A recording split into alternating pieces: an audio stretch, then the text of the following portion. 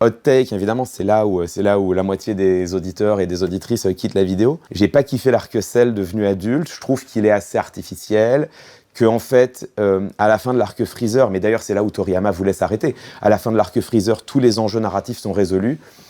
Je trouve que l'Arc-Cell, il est greffé à la suite. Alors certes, on sent l'inspiration de Terminator 2, on voit comment est-ce que, bon voilà, c'est aussi la culture japonaise qui là, à cet endroit, en tout cas, devient poreuse à la culture occidentale. Il y a quelque chose d'intéressant, mais malgré tout, je trouve que les enjeux sont pas ouf, que même ça introduit des formes d'incohérence par rapport à, en tout cas, l'univers originel, puisque tout d'un coup, il y a plein de super guerriers, alors que Goku était censé être le seul super guerrier originel. Le personnage de Cell, je le trouve pas ouf. Ses motivations, c'est juste qu'il est méchant, quoi. Enfin, c'est une mythe géante méchante.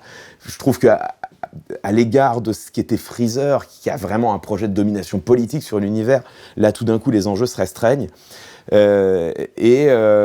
Ouais, j'ai été hyper déçu, quoi. En fait, hyper déçu. J'ai un souvenir vibrant, virtuose de l'arc Freezer, notamment de l'arc Namek, que je trouve hallucinant, enfin, où vraiment tout s'entrecroise.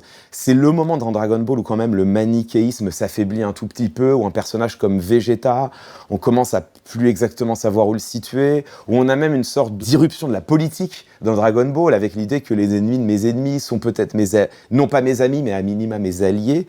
Et le combat final contre Freezer est quand même cette acmé absolue de la narration, où Sangoku se transcende lui-même, accède au statut de super guerrier, triomphe de Freezer qui est le tyran initial, qui cherche à faire régner sa domination sur la galaxie entière, il détruit des planètes, il est à l'origine du traumatisme originel qui fonde la série, puisque c'est lui qui détruit la planète Vegeta. J'ai trouvé que c'était un monument de l'animation.